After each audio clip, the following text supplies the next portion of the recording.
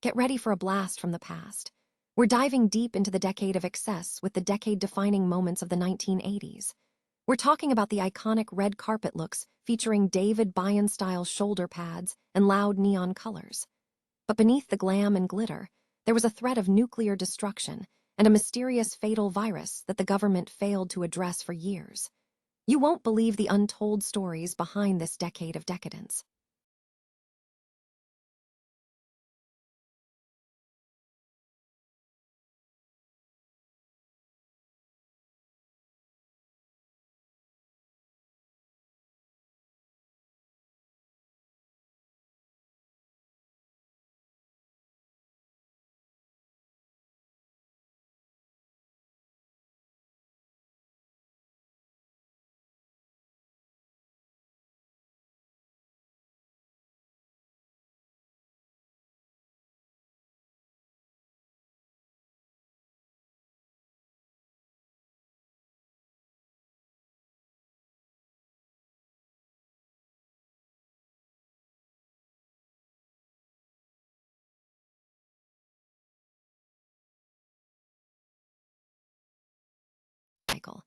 Chud the Builder scored a courtroom win in a restraining order case just days before a courthouse shooting in Clarksville.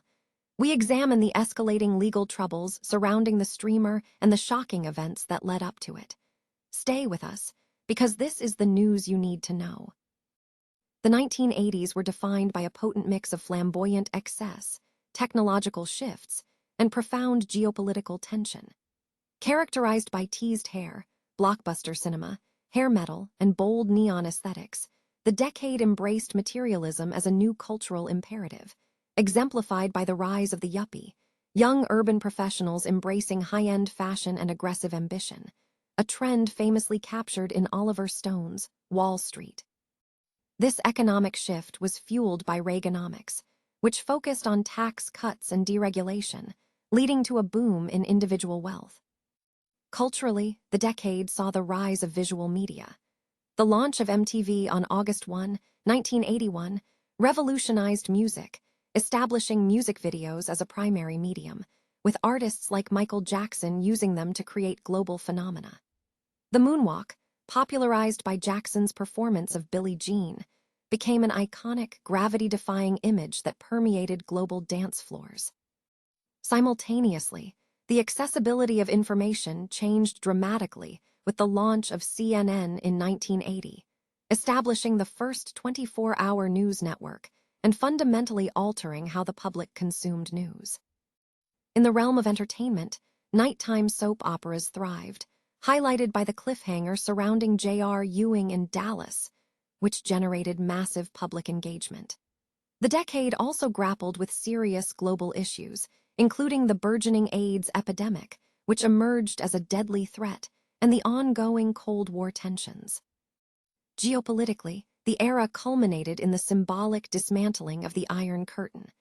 The fall of the Berlin Wall in November 1989 represented the triumph of democratic ideals over communist authoritarianism, a moment broadcast globally and celebrated as a powerful vision of freedom. Beyond culture, technological innovation also reshaped daily life. IBM introduced the personal computer with the 5150 model, democratizing computing and setting the standard for the industry. Meanwhile, the decade was shadowed by underlying anxieties, including the threat of nuclear destruction and the failure of governments to address mysterious viral threats. The 1980s stand as a complex tapestry of reckless ambition, consumerist fervor, and monumental shifts in media, politics, and global society. Pope Leo approved a viral gesture from Catholic teenagers after being taught the 6-7 greeting during a visit to Rome. The moment occurred when approximately 1,000 young Catholics from the Archdiocese of Genoa traveled to Rome in preparation for their confirmation sacrament. Influencer Don Roberto Fisser shared the clip, which has garnered over 18 million views since May 16. Fisser explained that the gesture made the Pope feel connected to the youth, emphasizing that since the Pope is one of us, he should learn greetings common among young people globally. The 6-7 meme has roots in Philadelphia rapper Skrilla's song Doot Doot, which gained widespread traction online. Skrilla noted that the meaning of 6-7 is subjective. For him, it signifies a shift from negative to positive. Linguistic analysis suggests multiple interpretations. Dictionary.com named 6-7 its word of the year in October 2025, suggesting it can mean so-so or maybe this, maybe that, while younger users have adopted it as a catch-all response that often confuses older generations. Skrilla has provided a breakdown of how Doot Doot 6-7 evolved from an underground track to a Gen Z phenomenon. Separately, the provided content also touches upon related music trends, mentioning Drake's involvement with the meme and referencing Drizzy's new album, Iceman, including jokes about rhymes and references to figures like Hav. Actress Elsie Hewitt has revealed she is feeling exhausted from single parenting following her split from Pete Davidson. The actress, who welcomed a daughter in December, addressed public commentary on her appearance in a TikTok video. Hewitt acknowledged the fatigue, stating, Yeah, I know. I'm exhausted, okay? After I left the house looking like it yesterday, I should have known that was gonna happen. But that's not what I'm thinking about right now. She emphasized the dual burden of caring for her baby while maintaining her career and finances, admitting, I have a baby to take care of, and I also have to work and make money. I'm doing it on my own, which is hard. In response to comments regarding her looks, Hewitt concluded by promising to try to look nicer during walks with her daughter. Adding to the focus on support, Hewitt announced the same day she posted the video that she was seeking assistance with childcare, describing the need for an assistant or nanny type, calling them a right-hand person. The split between Hewitt and Davidson surfaced on Thursday, with reports suggesting that Davidson's extensive travel schedule created friction. An insider reported that Elsie was seeking more domestic support from Davidson after their daughter's birth, which proved challenging for him given his demanding work commitments. While sources indicated that the couple has experienced on-again, off-again dynamics, the future of their relationship remains uncertain. Separately, recent photos have shown Davidson and Hewitt together on a trip, and the couple has also shared personal updates on other endeavors, including Davidson undergoing a significant facial tattoo removal process. A Tennessee court has denied a restraining order petition filed by a woman against controversial livestream personality, Chud the Builder, Dalton Etherly, just days before a courthouse shooting in Clarksville. Court records obtained by TMZ indicate that a petition filed in November 2025 by Yashmin Shantia West, who accused Etherly of harassment and racially violent behavior, was dismissed because the judge found insufficient evidence to support the allegations. West's filing claimed Etherly visited her workplace, recorded the interaction, and posted footage online that allegedly exposed her job location, leading to ongoing harassment from his followers. She sought an order compelling Etherly to remove social media posts about her and cease public discussion.